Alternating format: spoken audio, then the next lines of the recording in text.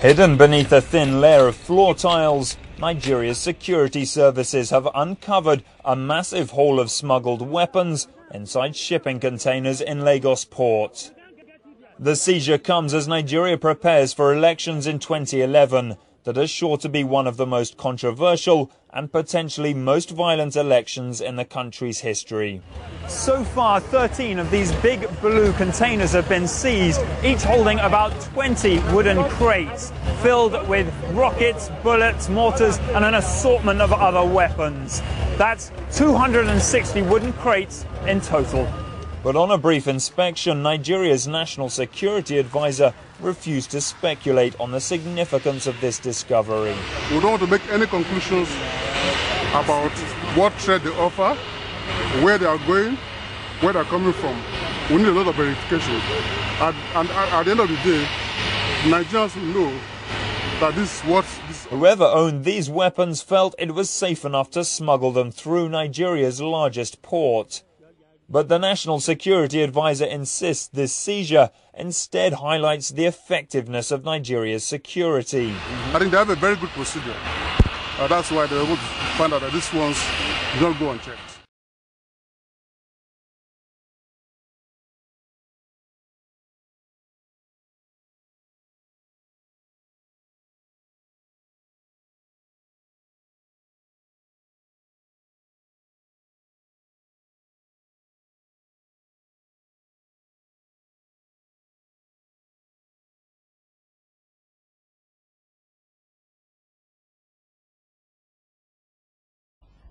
Tonight, I have the honor to read the Gambia government's position on the Republic of Senegal. Our goodwill, sincerity, and brotherhood towards our Senegalese brothers and sisters have never been reciprocated by the government of Senegal from that of President Abdou Diouf to President Abdoulaye Wade. Things are worse under Abdoulaye Wade, who harbors nothing good towards the Gambia and her people. His clear manifestation of hostility towards the Gambia was made very clear by President Abdoulaye Wade himself during an interview on a French television station LCI in his first official trip to France as president, when he was asked what his mission to France was and what he expects the French government to do for him, and this was his response.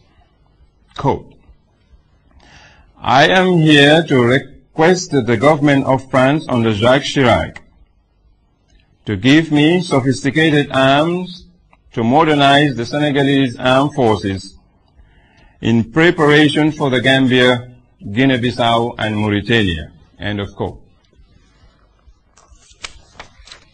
Since then, President Abdoulaye Wade has managed to destabilize Guinea-Bissau and Mauritania, but failed to achieve any of his hostile objectives against the Gambia. He did not stop at that, but mounted a smear campaign globally against the Gambia. President Abdoulaye Wade, on Senegalese radio and television, told the Senegalese national team that it was not a game of football, but a war on the Gambia. President Abdoulaye Wade goes around the world claiming to be a Pan-Africanist, apparently in total disregard to the stark realities of his anti-African, anti-Gambian stance. With regards to the Casamance, the Gambia, under this APRC government, to join them. When we refused to join them, because we do not subscribe to violence to solve any problem, we were accused of supporting the MFDC, because the president of the Gambia is a Jola. These accusations, ranging from supplying arms as well as training MFDC rebels, were intensified under the current Senegalese government, under the leadership of President Abdoulaye Wade. Despite all of Abdoulaye Wade's sweet talks during his recent visits to the Gambia, he is still very hostile to the Gambia, as evidenced by his recent moves. And that is his letter to the United Nations accusing the Gambia of buying long-range rockets and other sophisticated weapons from the Islamic Republic of Iran, apparently basing his arguments on the arms discovered in the Federal Republic of Nigeria, despite the documentary evidence to the contrary, as the bill of lading clearly stated who the consignee is for the arms shipment in Nigeria.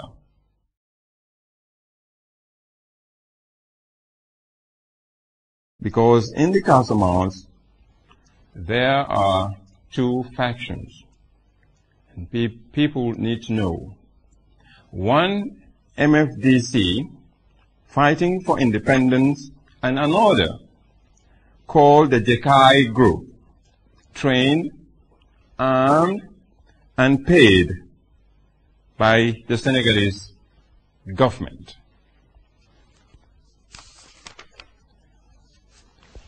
We have evidence of that. And you will find in this document a list of individuals, rebels, being paid by the Senegalese government.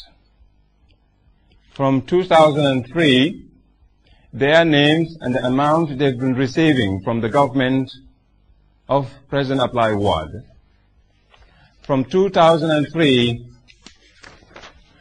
to 2006,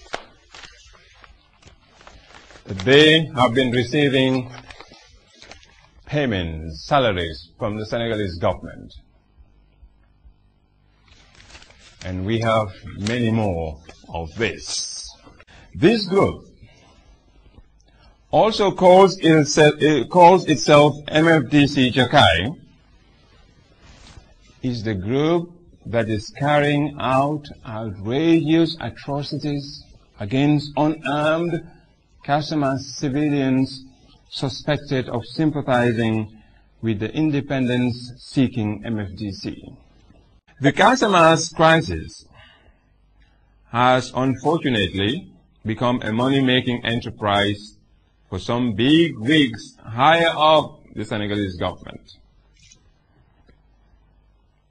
Casamance has become a big plantation for marijuana, where certain rebel factions, especially Jekai, openly cultivate, process, and export cannabis with impunity. Evidence of it, just last September, in intensifying our war on drugs, we discovered a sophisticated drugs factory in a village in Fonyi, straddling the Casamance-Gambia border, but both the factory and the warehouse were on the Senegalese side of the border. We decided to inform President Wade in writing and proposed a joint raid on the village, and that is Senegalese troops to raid the factory and the warehouse on the Senegalese side of the village, whilst the National Drugs Enforcement Agency NDEA, backed by the Gambian Armed Forces, would raid the Gambian side. A date was arranged, and both the Gambian Chief of Defense Staff and his Senegalese counterpart worked out the plans. 4 days before the raid, President Wade called President Jammeh on the phone, asking for the raid to be put off until his return from a foreign trip, as he, President Wade, wanted to coordinate the raid on the Senegalese side himself. A new date was set. Guess what? On D-Day, the NDEA, backed by the Gambian armed forces, raided the Gambian side of the village, only to discover that the Senegalese armed forces were nowhere to be seen. A truckload of cannabis was seized on the Gambian side of the same village, whilst the factory and the warehouse on the Senegalese side remained untouched.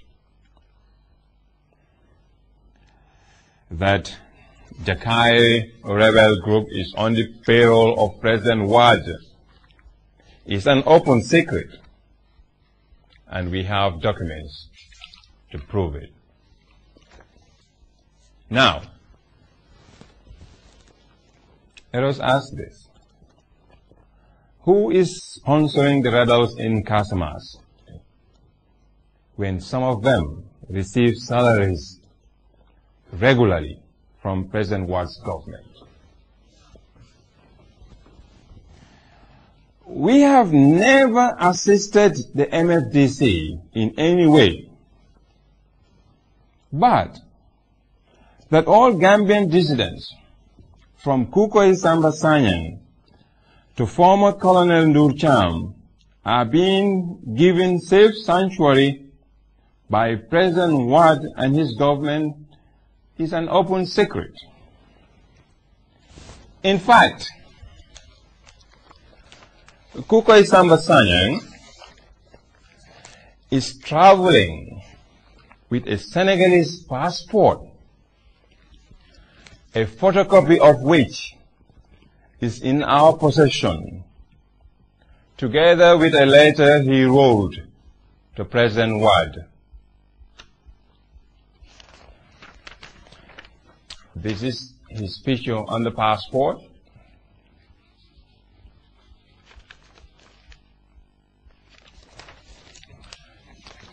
This is his signature with the name on the passport under Dudu Mohamed Sanya. This is the Senegalese passport with Kukoy's picture and the name Dudu Mohamed Sanya and his signature.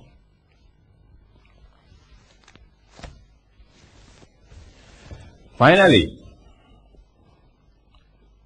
is it not interestingly shocking that President Wade, despite his claim of being a Pan-Africanist, has never allowed any Senegalese official to attend any cultural festival in the Gambia, from the Roots Festival to the Kanilai International Festival, from his assumption of power to date, despite his government being officially invited each time.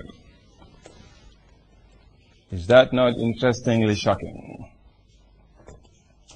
The Senegalese government has never invited even one Gambian musician or cultural group to participate in any official event from 2000 to date, despite the fact that Senegalese musicians are being patronized in the Gambia several times each year, including official Gambia government events and other public institutions.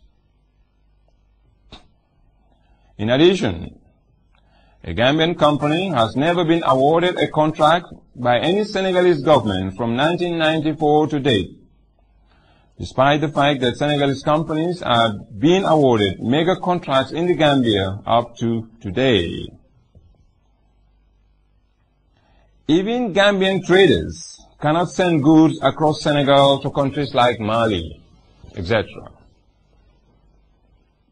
Pan-Africanism is an ideal that can only be proven by concrete actions and not mere lip service. Despite all these, the government and the people of the Gambia continue to welcome in our midst our Senegalese brothers and sisters from all walks of life, and we will, as true Pan-Africanists, continue to welcome our brothers and sisters from Africa in general and Senegal in particular. We are kith and kin with the Senegalese people as destined by Allah subhanahu wa ta'ala, and President Wade and his government's hostility towards the Gambia cannot change that. Now, even the official Senegalese website, Seneweb, is being used by Gambian dissidents to attack the Gambian government. One thing is certain: the Almighty Allah will one day pass his judgment between the Gambia and President Wade and his government for all to see.